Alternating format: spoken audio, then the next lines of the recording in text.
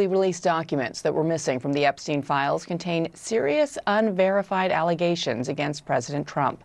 The Justice Department posted 3 FBI memos describing interviews with a woman who accuses both Jeffrey Epstein and President Trump of sexually assaulting her when she was a teenager. The White House calls the accusations completely baseless. CNN's Paula Reed is in Washington with the latest. And Paula, these were missing from earlier file releases, right? That's right. And this individual was interviewed by the FBI 4 times. And initially, only 1 memo was released in that initial batch of documents released by the Justice Department. And that was an interview where she made allegations against Jeffrey Epstein, but not against President Trump. Now, yesterday, these additional summaries were released, and they detail the types of allegations that she made against President Trump, where she describes being introduced to him. She alleges that he asked everyone to leave the room and, quote, mentioned something to the effect of, quote, let's teach you how little girls are supposed to be, and then describes an encounter where he pushes her head down to his penis and then told agents she bit Trump, who then allegedly struck her and said something like, get this little expletive the hell out of here. All right, everyone. Adam here. Let's get into it. Trump, a man who rage posts about Diet Coke at 3 a.m., went completely silent for over 2 hours on one of the most legally damaging days of his presidency. That kind of silence from him isn't calm. It's the sound of total panic. This wasn't a blip. This wasn't a server error. This was a man, surrounded by aides frantically whispering about the 25th Amendment and senators measuring the drapes in the cloakroom, being forced to stare into the abyss. Donald Trump's DOJ facing pressure in person for hiding even more Epstein documents. By in person, I mean what we're watching play out right now. Top House Democrats and lawmakers are meeting with embattled Attorney General Pam Bondi and Deputy AG Blanche over the hiding of files and alleged abusive redactions. The meeting is confidential. It's happening at this hour. If we get any news, we'll bring it to you. Congressman Garcia says the meeting itself will not substitute for a further grilling under oath. There's been some reporting that somehow they're not interested in doing the full subpoena conversation and the deposition under oath. This is not a substitute for that. And the abyss was wearing judicial robes and sitting in a federal courthouse. The reason for the silence wasn't a bad poll number or a snub from a foreign leader. It was a direct, televised, almost Shakespearean warning from the bench. Imagine being the most powerful man in the world, and a judge you can't fire or tweet into oblivion looks straight through the camera lens into your soul and tells you point blank that your next home could be a concrete box with no Wi-Fi for the rest of your natural life. Now, in her 3rd interview, she allegedly said that she was receiving threatening calls. And in her 4th interview, it's interesting. She told investigators that she was concerned about why she was even coming forward because the statute of limitations had passed. Now, I do want to make sure we get in here the fact that President Trump has consistently denied any wrongdoing. In a statement yesterday, the White House described these allegations as, quote, completely baseless, backed by zero credible evidence. That's not a political hit job. That's a jail cell door slamming shut in the distance. Let's rewind to the exact moment the world went sideways. We're in a federal courtroom, and the air is thick with the kind of tension you only find in the final act of a courtroom drama. The subject matter is the ongoing, relentless, and deeply uncomfortable probe into the Epstein network and the alleged reach of its tendrils into the highest corridors of power. This isn't ancient history. This is a live wire investigation into obstruction and witness tampering. On the stand is a witness who has been holding it together by a thread. But you know that feeling when a dam has a crack too many? You're watching this person, and the weight of it all, the threats, the secrets, the fear of what happens if they tell the truth, just crushes them. They don't just cry. They don't just whisper. They erupt.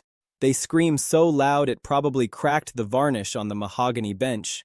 The words slice through the legal jargon like a shard of glass. Trump gave the order. Boom! That's the sound of a political foundation turning to dust.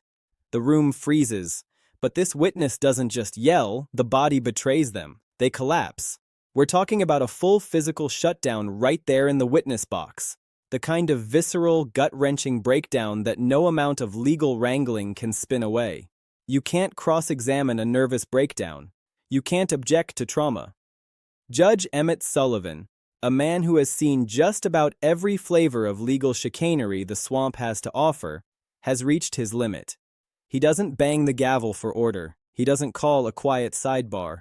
He stops the entire machinery of the court to address the elephant in the room, or more accurately, the elephant watching via remote feed from 1600 Pennsylvania Avenue. Trump is watching this unfold like the rest of us, probably on a screen somewhere in the residence, seeing his entire legacy evaporate in real time. And Sullivan seizes that moment. He speaks not to the attorneys, but to the man watching the screen. The message is cold, precise, and utterly lethal to any sense of presidential immunity. Mr. President, the judge essentially declares, interference in this matter doesn't get you a slap on the wrist. It doesn't get you house arrest at Mar-a-Lago. Interference means life without the possibility of ever seeing the light of day again. Life, no parole, no deals, the end. That phrase, life without parole, didn't come from a cable news hit squad. It didn't come from a Democratic fundraising email. It came from the bench. It's the legal equivalent of a drone strike on your psyche. And what was the reaction from the man who built a brand on punching back twice as hard? Catatonia. That's the word leaked from aides hiding under their desks. Catatonic. Not furious, not combative, frozen, shut down. Because for once, there's no counterpunch, there's no spin. There's only the terrifying realization that the long arm of the law just wrapped its fingers around his throat. And here's the kicker. This was just the cherry on top of a melting sundae of chaos. The White House was already a powder keg. Before that witness even took the stand, the corridors were filled with the smell of mutiny. You had Caroline Leavitt, the press secretary, physically collapsing under the strain of defending the indefensible. You've got cabinet members, the very people sworn to carry out his agenda, openly sharpening their knives and daring each other to be the first to call for his removal via the 25th Amendment. You've got Republican senators in back rooms not just complaining about the latest tweet storm, but actually running the numbers, counting votes, and whispering about whether now is the moment they finally cut the rope and save their own skins. This is a full-blown governmental seizure happening on live television. So what set the fuse that led to Judge Sullivan dropping the hammer? It's a paper trail that leads right back to the heart of the administration's efforts to bury the truth. According to the evidence laid out in court, evidence the prosecution is holding up like a smoking gun, we're looking at payments. Specific traceable money flows directed toward Mar-a-Lago.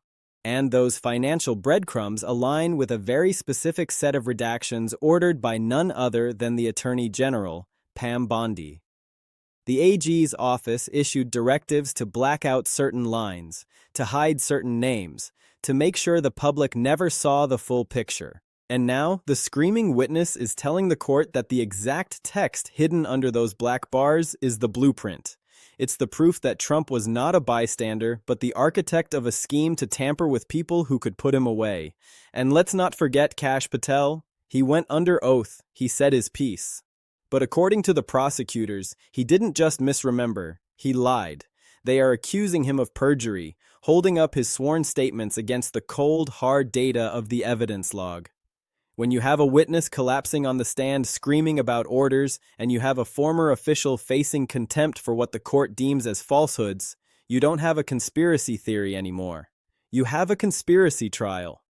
Judge Sullivan looked at this mess. The redacted files, the suspicious money, the lies under oath, and the broken human being on the floor of his courtroom, and drew a straight line to the top.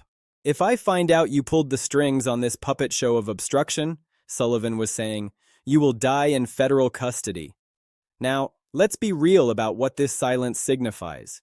It's not strategy, it's terror.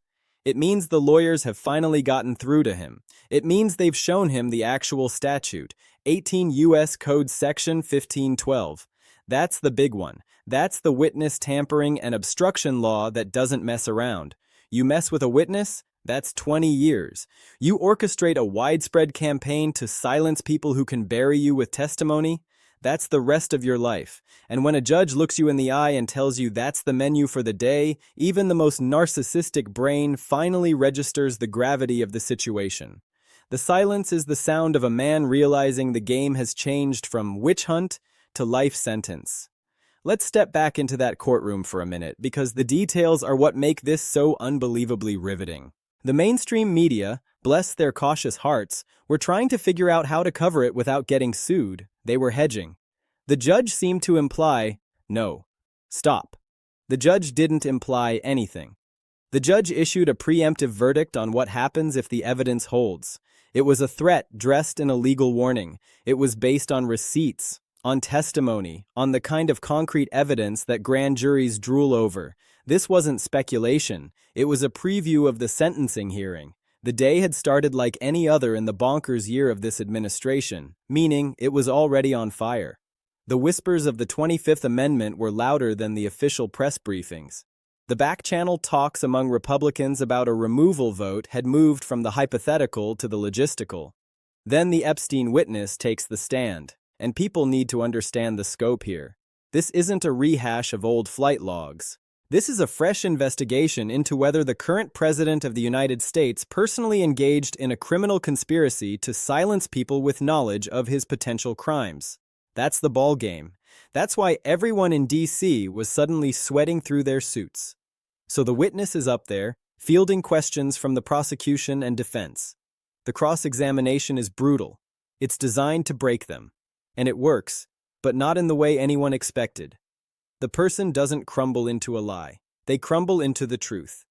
The agitation builds, the voice shakes, and then the dam bursts. Trump ordered it! And then physical collapse. A body hitting the floor of a federal courtroom because the weight of holding that secret was literally too heavy to stand under. That's not theater.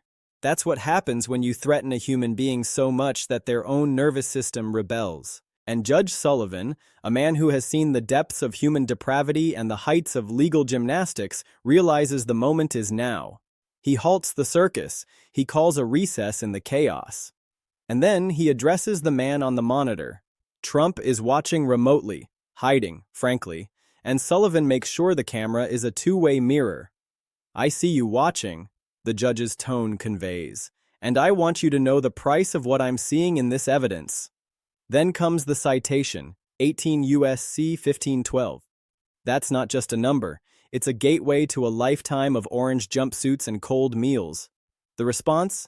2 hours and 17 minutes of ghost mode. No rants about fake news, no claims of presidential harassment, just aides running to Axios and Politico whispering the word catatonic. And that's the scariest part for the White House staff. What do you do when the boss goes mute? You start packing boxes. You start looking for a lawyer. You start wondering if you're going down as a co-conspirator or just as a footnote in the history of the fall. The silence is the exact inverse of Trump's entire brand identity. This is a creature who runs on grievance and noise. A bad news cycle is fuel. A court case is a rally platform. But this was a legal death threat from a federal judge. This was different. This was the kind of warning that makes even the most combative defendants realize they need to shut up or forever lose their chance to ever see a golf course again. The silence means the defense team has finally gotten the upper hand in the internal war for Trump's self-control. "Don't say a word," they begged. "Every syllable you utter is a gift to the prosecution." And speaking of gifts to the prosecution, let's talk about the Bondi redactions again, because this is the forensic knife that's cutting through the defense.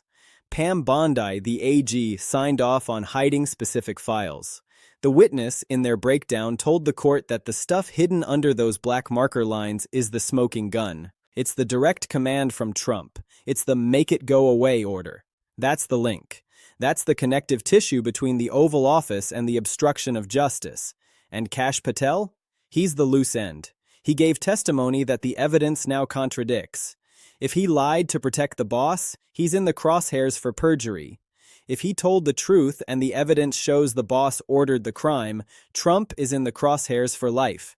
It's a lose-lose for the home team. Judge Sullivan has been watching this slow-motion train wreck for months. He's watched Leavitt physically give out. He's watched the cabinet descend into a knife fight. He's watched the GOP Senate squirm. And then, right in his own house, His courtroom, a witness is so terrorized they collapse screaming accusations. At that point, a judge stops being a referee and starts being a protector of the process. He sent a message that was heard around the world. If this is true, you are done. The silence that followed wasn't just a lack of noise. It was an admission. It was the sound of a defense scrambling. It was the sound of aides realizing that the Teflon Don might have finally met a surface he can't slide off.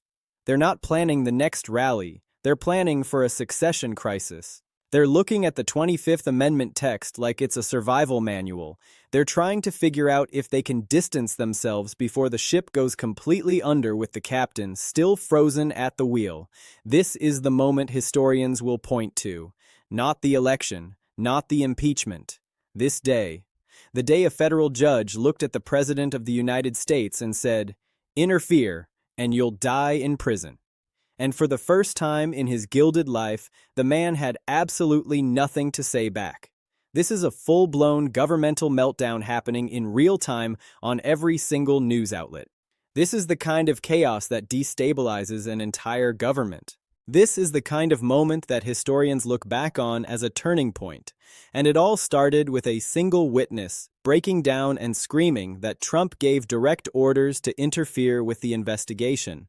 So what actually triggered all of this legal catastrophe? Well, it's pretty straightforward when you break it down. According to the evidence that prosecutors are citing in court, there are payments that were made, payments that went to Mar-a-Lago, and these payments match up exactly with redactions that were ordered by Pam Bondi. She's the Attorney General. The Attorney General just ordered certain documents to be covered up and kept hidden from the public record. And the witness is now saying that those covered-up documents are literally proof of Trump ordering witness tampering. Kash Patel testified under oath about some of this stuff, but prosecutors say he lied. They're calling him out for perjury. They've got evidence that contradicts his testimony. They've got receipts. So Judge Sullivan looked at all of this and basically said, "Look, if I find out you orchestrated this, if I find out you gave direct orders to your administration to interfere with witnesses in a federal investigation, you're going away forever. You're looking at life in prison, decades and decades in federal prison, gone from society." That's what the judge said, and the president said nothing. Okay, so let's actually break down what happened in that courtroom today because the mainstream media is still trying to figure out how to even talk about this. They're being all careful and cautious, right? They're hedging their bets. Well, allegedly, the judge suggested, no, stop. The judge didn't suggest anything. The judge threatened life imprisonment based on actual evidence that's already been presented. This is based on facts. This is based on testimony. This is based on documents. This isn't speculation. So let's walk through the actual timeline of today's chaos and events. This morning starts like any other morning in this administration, which means it's already absolutely bonkers. You've got cabinet members whispering in hallways about invoking the 25th Amendment. You've got Republican senators talking privately in closed-door meetings about whether they have the votes to remove him from office. You've got people in the West Wing panicking about what's going to happen next. It's just another Tuesday in Trump world at this point, another day of political crisis. Then the Epstein witness takes the stand. And look, people don't really understand what this investigation is actually about. Okay? This isn't just about old Jeffrey Epstein stuff from years ago that everyone's forgotten about. This is a current federal probe into whether certain people, and I'm not even going to be coy about this, whether Trump personally interfered with witnesses who might have information that could hurt him legally. That's the real investigation. That's what's at stake here. That's why everyone's panicking. So the witness is on the stand answering questions. The prosecutors are asking them about payments, about communications, about who gave orders. The cross-examination is happening. Questions are being thrown at them from both sides, and then something breaks inside this person. They start getting more and more agitated. As the questioning continues, their composure cracks and then they yell it out loud. They literally yell out loud in the courtroom that Trump ordered witness tampering or obstruction or interference, some version of that. And they physically collapse on the stand. They fall down. They go unconscious or nearly unconscious right there in front of everyone. Now here's the thing that most people miss when they hear about this. When something like this happens in court, when you've got this kind of public outburst and physical breakdown, judges take it seriously. They don't just move on, they don't dismiss it and keep going. They investigate it. Because if a witness is so traumatized that they're collapsing and screaming, that tells you something massive about the pressure involved. That tells you something about what's really at stake. That tells you there's genuine fear and trauma wrapped up in this testimony. Judge Sullivan sees this happen. He watches this witness break down completely. He hears the screaming. He sees the collapse, and he's had enough. He's reached his limit, so he stops everything immediately.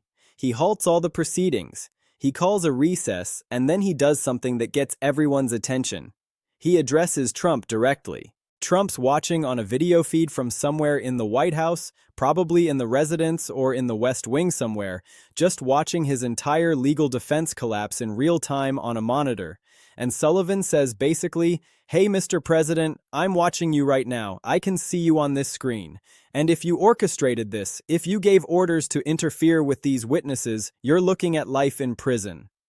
The statute he cited, come on, let me read this to you. It's 18 U.S.C. This is federal witness tampering law. This is serious stuff. This isn't some nuance or legal gray area that lawyers can debate. This is a specific statute that has actual teeth. It says if you interfere with a witness in a federal proceeding, you can face up to 20 years in federal prison. But if there's broader obstruction, if there's coordinated interference across multiple witnesses, if you're the architect of the entire scheme, if you're the one giving the orders, then you can face life in prison. Life. And the judge just told him that this is what's on the table. So what does Trump do? What's his response? Nothing. Nothing at all. For over 2 hours, there are 0 posts, 0 responses anywhere. 0 Truth Social rants. Nothing comes out. His aides start leaking to the media that he's in some kind of catatonic state. They're using that exact word, catatonic. They're telling reporters that he's shut down mentally. People around him are panicking because what do you do when the president just goes silent after a federal judge threatens him with life imprisonment?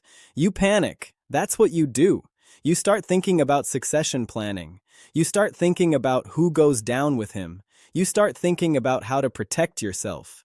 And here's what's really important to understand about this whole situation. This silence is the complete opposite of what we've come to expect from Trump over the years. This is a guy who responds to everything immediately. A bad headline comes out, he posts about it within minutes. A negative story breaks, he's online calling it fake news within 30 minutes. A court decision goes against him, he's ranting on Truth Social instantly. But this gets absolute silence for over 2 hours. That's how serious this is. When Trump goes silent like that, it means his lawyers have told him not to say anything. It means he can't defend himself. It means anything he says right now could be used against him in court. The prosecutors presented evidence in that courtroom today. They cited the Bondi memo. They cited Kash Patel's testimony. See, here's what happened that's so damaging. Pam Bondi, the Attorney General, she ordered certain materials to be redacted, covered up, hidden from the public record, kept secret.